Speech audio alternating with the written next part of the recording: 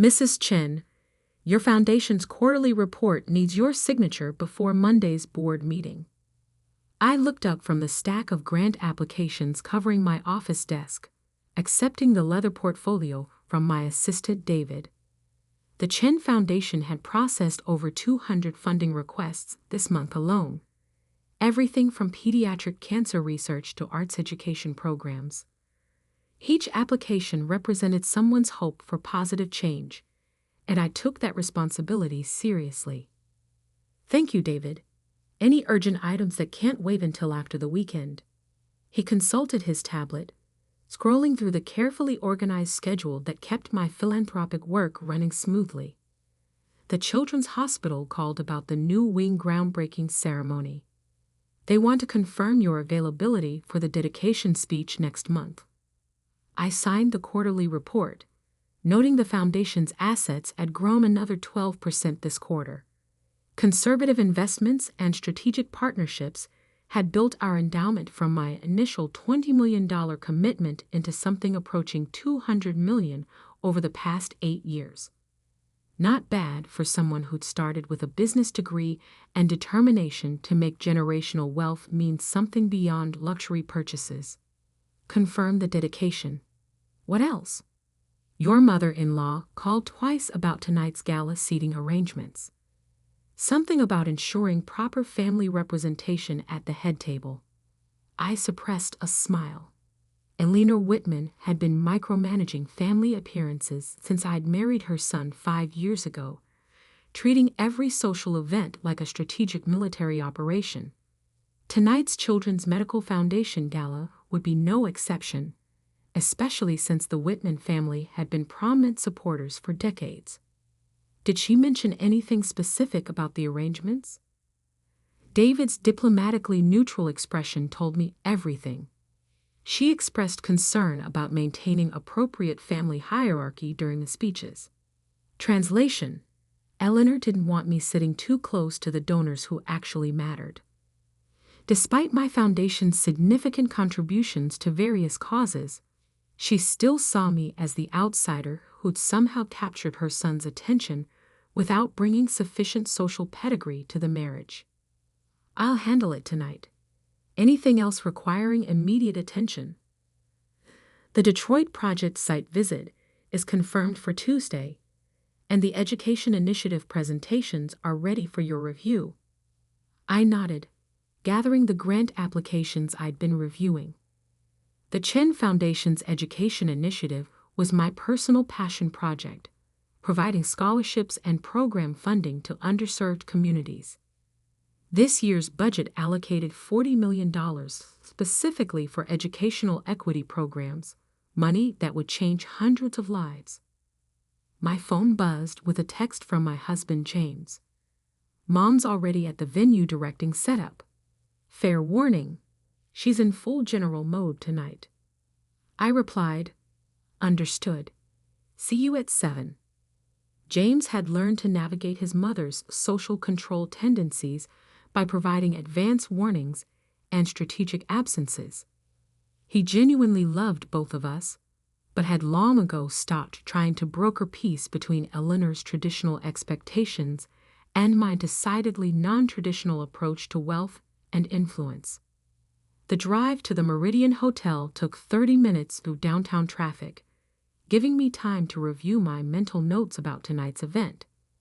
The Children's Medical Foundation raised money for pediatric research and treatment programs, a cause close to my heart since my younger brother's successful leukemia treatment 15 years ago. The foundation's annual gala typically brought in around $3 million, funding that supported groundbreaking research initiatives. I'd been quietly supporting their work for years through both personal donations and foundation grants, but always in ways that didn't draw attention to the amounts involved. Eleanor Whitman thrived on public recognition and carefully orchestrated social positioning. I preferred results over recognition, a philosophical difference that had created tension from the beginning of my relationship with James. The hotel's valet service handled my car efficiently, and I entered the ballroom to find the expected scene of controlled elegance. crystal chandeliers, perfectly arranged floral centerpieces, round tables seating 10, with a raised platform for the evening speakers and award presentations. The guest list included the city's most prominent philanthropists, medical professionals, and society figures, all dressed in variations of expensive formal wear. Eleanor stood near the registration table, wearing an elegant navy gown and what I'd learned to recognize as her event management expression. She was discussing something with the foundation's executive director, gesturing toward the seating chart with practiced authority. "Isabella, darling," she called when she spotted me. The term darling from Eleanor always carried subtle condescension, as if she were addressing a child who needed gentle correction. "I was just ensuring your seating placement respects the foundation's donor hierarchy." I approached with a warm smile, having learned that genuine pleasantness confused Eleanor more than defensive responses. "Good evening, Eleanor. The decorations look beautiful. I'm sure tonight will be very successful." "Yes. Well, success requires proper planning and appropriate recognition of long-standing supporters." She consulted her seating chart, making small marks with a gold pen. "I've placed you at table 12 with some lovely young couples. I thought you'd be more comfortable with people closer to your own social level." Table 12 was near the back of the room, strategically positioned to be barely visible from the main platform. Eleanor had effectively relegated me to the children's table, despite my foundation's substantial ongoing support for the organization. "That sounds perfect," I said calmly. "I'm sure I'll enjoy the conversation." James appeared beside me, handsome in his black tuxedo and clearly prepared to run interference if necessary. "Mom, Isabella, you both look wonderful. How are the final preparations going?" "Smoothly, thanks to proper advance planning," Eleanor replied, shooting me a meaningful look. "Though some people seem to think charitable work is just about writing checks, rather than understanding the social dynamics involved." The barb was subtle but clear. Eleanor believed I lacked sophistication in my approach to philanthropy, preferring direct action over the elaborate social rituals that sustained her peer group's charitable efforts. "Speaking of checks," James said carefully, "Isabella's foundation has been incredibly generous to pediatric research programs. I saw the quarterly reports, and the funding amounts are really impressive." Eleanor's smile tightened almost imperceptibly. She knew about my foundation, but had never inquired about specifics, preferring to assume it was a small-scale vanity project rather than acknowledge its actual scope and impact. "Of course, dear. New money often tries to make up for lack of heritage through excessive generosity." The comment landed like a slap, though delivered with Eleanor's trademark gracious tone. She just dismissed my family's hard-earned success as new money, while simultaneously criticizing the generosity that had helped fund medical breakthroughs saving children's lives. James tensed beside me, but I maintained my calm expression. "You're absolutely right, Eleanor. Heritage is important, though I find that combining traditional values with contemporary resources often produces the most meaningful results." Before she could respond, the foundation's executive director approached our group with obvious relief at finding Eleanor available for consultation. "Mrs. Whitman, we need your guidance on the auction presentation order. Should we lead with the research equipment or the scholarship fund?" Eleanor immediately turned her attention to event logistics, leaving James and me to find our assigned seats. As we walked through the ballroom, I noticed the careful social geography Eleanor had orchestrated. The head table featured longtime board members and major donors whose families had been supporting the foundation for generations. Tables 2 through 6 held prominent physicians, pharmaceutical executives, and established society figures. My table 12 was populated by younger professionals who probably donated in the hundreds rather than thousands. "I'm sorry about Mom," James said quietly as we reached our table. "She's been stressed about tonight's fundraising goals." "It's fine. I understand the pressure of event management." What I understood was that Eleanor saw me as a threat to her carefully maintained social hierarchy. My foundation's resources exceeded those of most families at the head table, but I'd never demanded recognition or board positions in return for support. That restraint had apparently been interpreted as evidence that my contributions weren't significant enough to warrant serious consideration.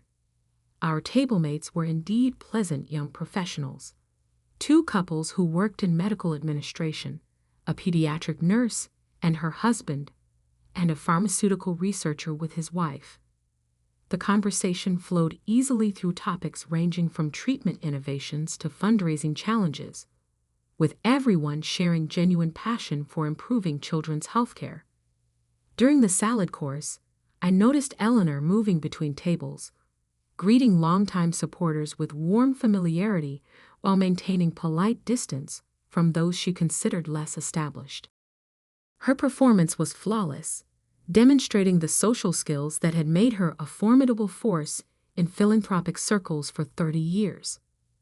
The auction began after dinner, featuring experiences and items donated by local businesses and wealthy supporters. Art pieces, vacation packages, dining experiences, and medical equipment all commanded impressive bids from the assembled guests. Eleanor served as one of the volunteer auctioneers, her practiced charm encouraging competitive bidding that pushed prices well above estimated values. As the auction concluded and the evening speakers approached the podium, Eleanor made her way to my table. She'd consumed at least 3 glasses of wine during dinner, and her usual careful control had relaxed into something approaching honesty. "Isabella, could I speak with you privately?" she asked, though her tone suggested it wasn't really a request. I followed her to a quiet alcove near the hotel bar, away from the main ballroom activity. The space was dimly lit and relatively secluded, perfect for the kind of direct conversation Eleanor had been avoiding for 5 years. "I think it's time we discussed your role in this family," she began, her voice low but intense. "James is a wonderful man from a respected family with deep roots in this community.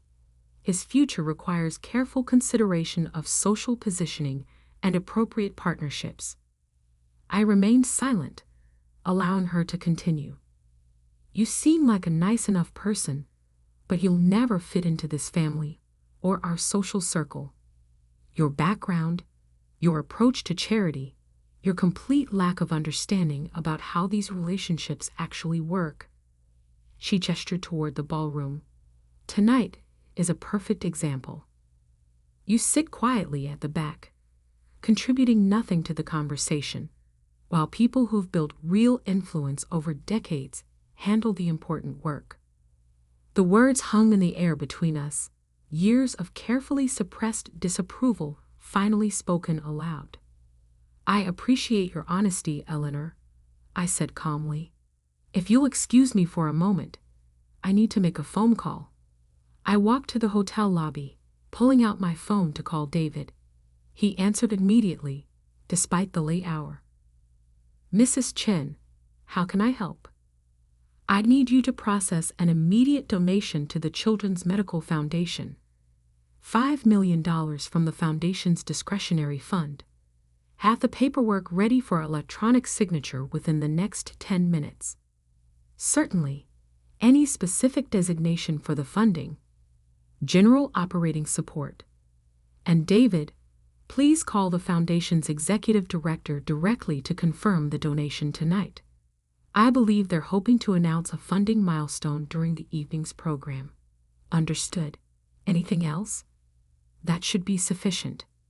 I returned to the ballroom as the foundation's executive director was approaching the microphone for his closing remarks.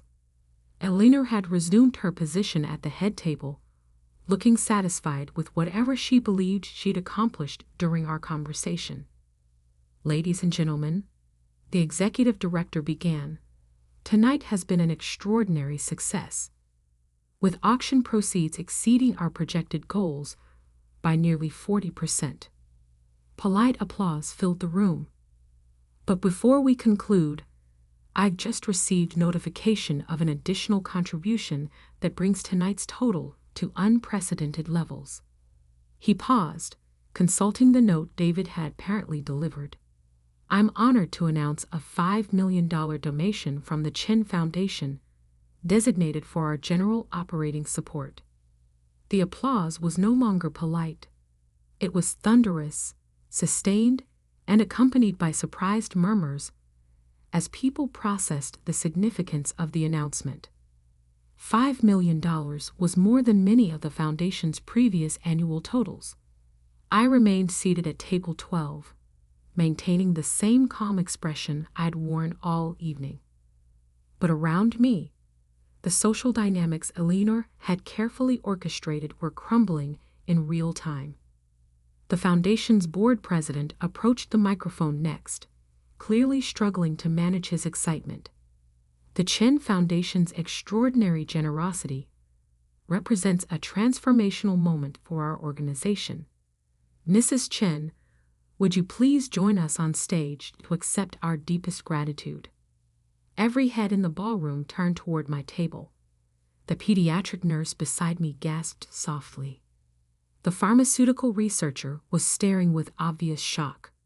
From the head table, I could see Eleanor's face, cycling through confusion, disbelief, and dawning horror as she realized the implications. I stood slowly, smoothing my dress, and walked through the suddenly silent ballroom toward the stage. The same walk Eleanor had dismissed as insignificant now carried very different weight as 300 prominent citizens processed the revelation that the quiet woman relegated to the back table had just made the largest single donation in the Foundation's history. On stage, the executive director shook my hand warmly while the board president presented me with a crystal award that clearly hadn't been prepared in advance. The applause continued as photographers captured the moment for the Foundation's promotional materials. "Mrs. Chen," the executive director said into the microphone, "would you like to say a few words about the Chen Foundation's commitment to pediatric healthcare?" I accepted the microphone, looking out over the crowd that was now paying very close attention to every word. "Thank you for this recognition, though I want to emphasize that tonight's donation represents the collective work of our Foundation's entire team. The Chen Foundation was established to address critical gaps in healthcare access and research funding, particularly for underserved populations." I paused, noticing Eleanor's increasingly pale complexion. "Over the past 8 years, we've allocated over $40 million specifically to pediatric research and treatment programs. Tonight's contribution continues that commitment, funding innovative research that will save children's lives for generations to come." The numbers were having their intended effect. $40 million plus tonight's $5 million represented more philanthropic impact than most of the families in attendance had achieved over decades of carefully managed social giving. The Foundation's education initiative has also provided scholarships to over 300 medical students from underrepresented communities, ensuring that the next generation of physicians reflects the diversity of patients they'll serve. I handed the microphone back to the executive director, accepted final congratulations from the board members, and returned to my table through sustained applause. The walk back revealed a completely transformed social landscape. People who'd ignored me all evening now watched with newfound respect. Conversations paused as I passed, with obvious recalculation of social hierarchies occurring in real time. James met me halfway, his expression showing pride, mixed with amazement. He'd known about my Foundation's work, but hadn't fully understood the scale of impact until tonight's public revelation. Isabella, that was incredible. I had no idea about the $40 million in previous funding. Your mother and I had a conversation about family contributions. I thought it might be helpful to clarify the Chen Foundation's level of engagement. As we reached our table, Eleanor appeared beside us, her earlier confidence replaced by barely controlled distress. The carefully orchestrated social evening had become a public demonstration of her complete misunderstanding of family dynamics. Isabella, she said quietly, I think we need to continue our conversation. Of course. Though perhaps James should join us this time. We found a quiet corner where Eleanor could speak without being overheard by the guests who were now eyeing our family group with obvious curiosity. I owe you an apology, Eleanor began, her voice strained. I clearly misunderstood the scope of your charitable work. You misunderstood several things, Eleanor, but the charitable work was probably the least important. James looked between us, sensing undercurrents he hadn't witnessed directly. What exactly did you misunderstand, Mom? Eleanor's composure cracked slightly.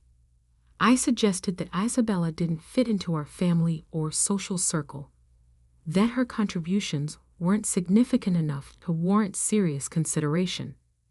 You said, I'd never be good enough for this family. I corrected gently. Those were your exact words. James's expression shifted from confusion to anger as he processed the implications. Mom, what were you thinking? I was thinking about family heritage and social positioning.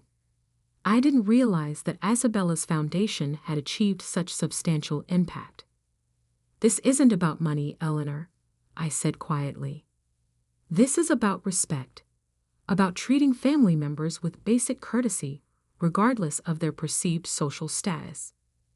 You're absolutely right. I've been unfair.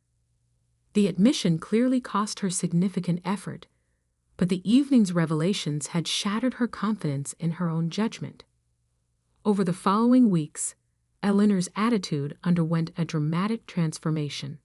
She began asking informed questions about the Chen Foundation's work, attending board meetings as an observer, and introducing me to her social circle as my daughter-in-law who runs one of the city's most impactful philanthropic organizations. The shift was comprehensive and permanent. Within 3 months, she'd recommended me for positions on 2 hospital boards and a university foundation committee.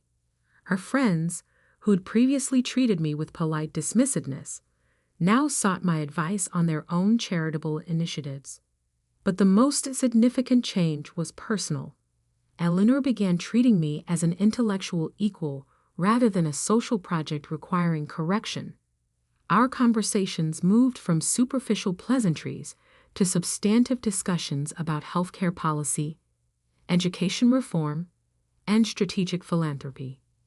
6 months after the gala, Eleanor and I were reviewing grant applications together in my foundation office, collaborating on a new initiative to fund medical research at the Children's Hospital. I had been thinking about that night, she said, setting down a scholarship application, about how wrong I was about everything. You weren't wrong about everything, just about some important assumptions. I assumed that generosity required recognition, that impact required social positioning, that family status could be measured by how closely someone conformed to established patterns. I looked up from the research proposal I'd been reviewing, and now I realized that real influence comes from actual results, not social performance. That my daughter-in-law has accomplished more meaningful change in 8 years than I managed in 30. We've accomplished different things, Eleanor. Your social connections have opened doors that made our collaboration possible. Perhaps. But I spent decades focused on maintaining position while you built something that actually improves lives. The relationship between Eleanor and me had evolved into genuine partnership, built on mutual respect rather than social obligation. James often commented that family dinners had become more interesting once his mother and wife started sharing ideas instead of navigating carefully around unspoken tensions. A year after the charity gala, Eleanor approached me with a proposal that would have seemed impossible during our first difficult conversation. "I'd like to establish a legacy fund," she said over coffee in my office. "Something that combines the Whitman family's long-term community connections with the Chen Foundation's strategic approach to philanthropy." "What kind of focus did you have in mind?" "Healthcare access for underserved populations. I've been learning about treatment disparities, and I think our combined resources could address some critical gaps." We spent the next 3 months developing the Whitman Chin Health Equity Initiative, a $10 million fund that would provide both direct patient support and systemic healthcare improvements. Eleanor's social network provided political connections and community access, while my foundation's infrastructure handled program management and impact measurement. The initiative's launch event drew over 500 attendees, including elected officials, medical leaders, and philanthropic organizations from across the region. Eleanor's introductory speech highlighted the importance of combining traditional community engagement with innovative funding strategies. When she introduced me as her partner in developing the initiative, the applause was genuine rather than obligatory.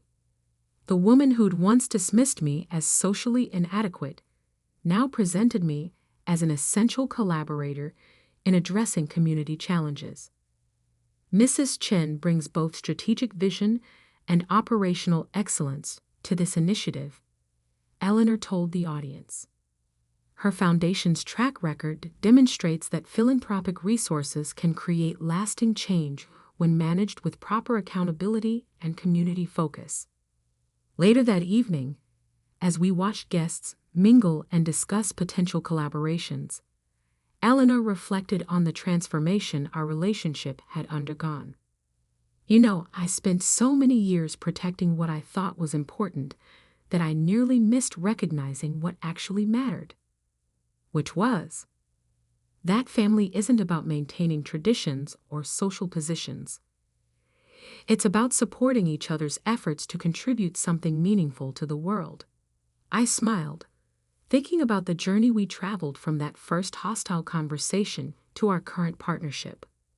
Sometimes the best outcomes come from the most unexpected beginnings. Indeed. Though I still think you should have told me sooner about the foundation's scope. We could have been collaborating years earlier. I tried several times, but you weren't ready to hear it then. And now you ask questions instead of making assumptions. That makes all the difference. The Whitman Chin Health Equity Initiative has since expanded into a $50 million program that serves as a model for other communities. Eleanor and I co-chair the board, combining her decades of nonprofit governance experience with my strategic philanthropy background. But more importantly, we've built a relationship based on genuine respect and shared commitment to creating positive change. The mother-in-law, who once told me I'd never fit into her family, now introduces me as her most valued collaborator in making that family's legacy more meaningful than either of us could have achieved alone. Success isn't just about having resources.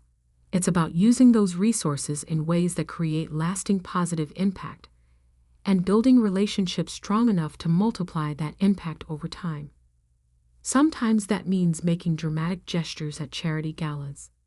More often, it means patiently demonstrating your values until others are ready to recognize and respect them.